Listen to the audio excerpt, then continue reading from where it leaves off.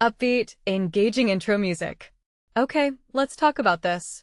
If you're a fan of psychological thrillers, you've probably heard the buzz about Asur Season 3 finally hitting production.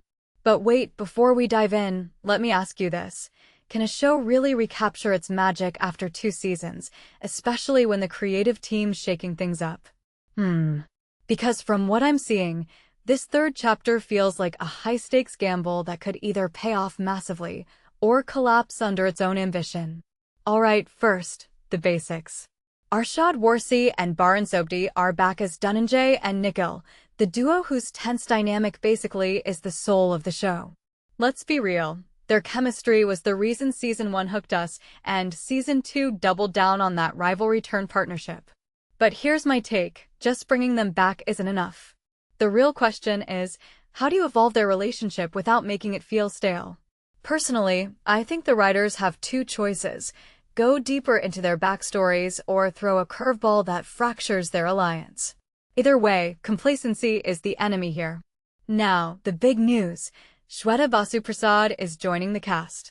If you've seen her work in Delhi Crime or Tandav, you know she's a powerhouse. But what's her role? The article says it's under wraps, which, fair play for building suspense. Still, what this suggests to me is that the creators want to disrupt the core dynamic. Could she be a new antagonist? A morally gray ally? Either way, her presence might force Dhananjay and Nikhil to confront parts of themselves they've ignored. That's the kind of layered storytelling this genre needs. But wait, Gaurav Shukla, the creator, is stepping into the director's chair for the first time. This isn't just a behind-the-scenes shift, it's a full-on creative handoff. Onisin directed the first 2 seasons with a gritty, claustrophobic style.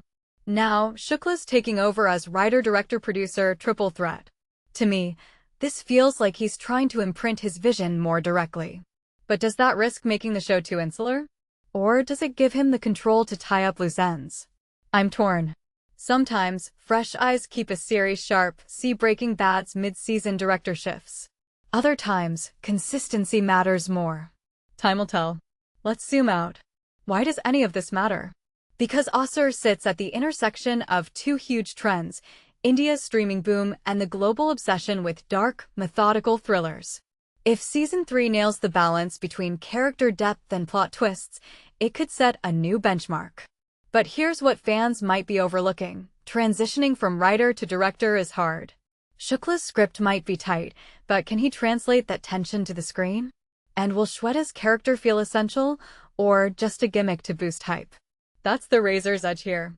One thing I find fascinating? The show's evolution mirrors the audience's growing appetite for morally complex stories. We're past the era of clear-cut heroes and villains. Shows like Sacred Games and Pay It a Lock prove that. So Asur 3 needs to dig deeper, explore what drives these characters to the brink. Maybe that's where Shweta's role comes in.